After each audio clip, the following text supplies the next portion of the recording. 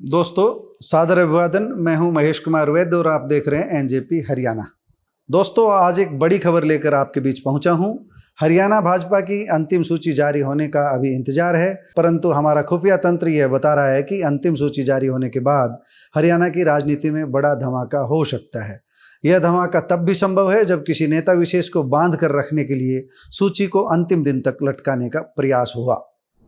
हम बात कर रहे हैं हरियाणा की राजनीति के बड़े चेहरे व केंद्रीय मंत्री राव इंद्रजीत सिंह की।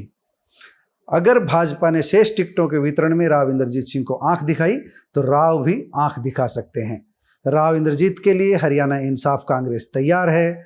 इंसाफ कांग्रेस उनकी बेटी भारती राव के नाम पर रजिस्टर्ड है। हमें जानकारी मिली है कि कुछ समय पूर्व चुनाव आयोग की ओर से इस पार्टी को चुनाव चिन्ह भी आवंटित कर दिया गया है, मतलब पूरी तैयारी है। शायद इस पार्टी को गैस सिलेंडर चुनाव चिन्ह आवंटित किया गया है। अगर उनके चहेतों को टिकट नहीं दी गई, अगर राव के चहेतों को टिकट नहीं दी गई, अगर राव इंद्रजीत सिंह की उपेक्षा हुई तो राव इंद्रजीत सिंह अपनी टीम को हरियाणा इंसाफ पार्टी से चुनाव मैदान में उतार सकते हैं।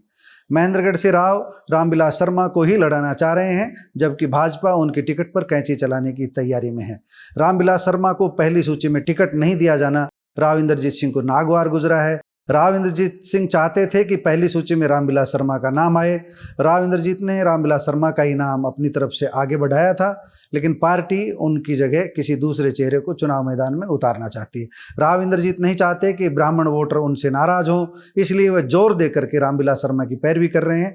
अगर दूसरी सूची में रामविलास शर्मा का नाम नहीं आया तो राव इंद्रजीत सिंह के तेवर कड़े हो सकते हैं। हो सकता है भाजपा और राव इंद्रजीत दोनों के बीच इस विषय पर तालमेल बैठ जाए। अभी अहिरवाल की जिन 4 सीटों को होल्ड पर रखा गया है उनमें महेंद्रगढ़, नारनौल, पटौदी व बावल सीटें शामिल हैं। माना जा रहा था कि राव इंद्रजीत सिंह इन चारों सीटों पर अपने नाम दे चुके हैं, लेकिन पहली सूची जब जारी हुई 67 लोगों की, 67 उम्मीदवारों की, तो उसमें इन 4 सीटों को होल्ड पर रख लिया गया। राव इंद्रजीत सिंह इससे खुश नहीं हैं। राव इंद्रजीत सिंह से अब बार्गेनिंग हो रही होगी इस समय। जैसा हमारा मानना है इन 4 सीटों में से उनको 2 सीटें देने का प्रयास हो रहा होगा और राव इन 4 सीटों को लेना चाह रहे होंगे। अभी देखना यह है कि अंदर से क्या कुछ छन कर निकल के आता है, लेकिन हमें जो सूचना मिल रही है यही है कि राव इंद्रजीत सिंह पूरी तरह मन बना चुके हैं। अगर उनके साथ अगर किसी भी तरह की परेशानी उनके सामने आई, उनके चहेतों को टिकट देने से वंचित किया गया, तो राव इंद्रजीत सिंह कोई भी बड़ा फैसला ले सकते हैं। ऐसी सूचना हमारे पास आ रही है। हम आपको ये बता दें कि लंबे समय से हरियाणा इंसाफ पार्टी के गठन की चर्चाएं चलती रही है, लेकिन राव इंद्रजीत सिंह से जब भी ये सवाल पूछा गया तो वह इंसाफ मंच नाम लेकर के ये कहते रहे हैं कि ये उनकी बेटी भारती राव का सामाजिक गैर राजनीतिक संगठन है, एनजीओ है। इसको तत्कालीन मुख्यमंत्री मनोहर लाल ने भी सम्मानित किया था, लेकिन असलियत में यह आपातकाल के लिए राव इंद्रजीत सिंह की अपनी बेटी भारती राव की राजनीतिक पार्टी है, जो संकट में अपने पिता के लिए मजबूती के साथ खड़ी हो जाएगी, ऐसा ही मानना है।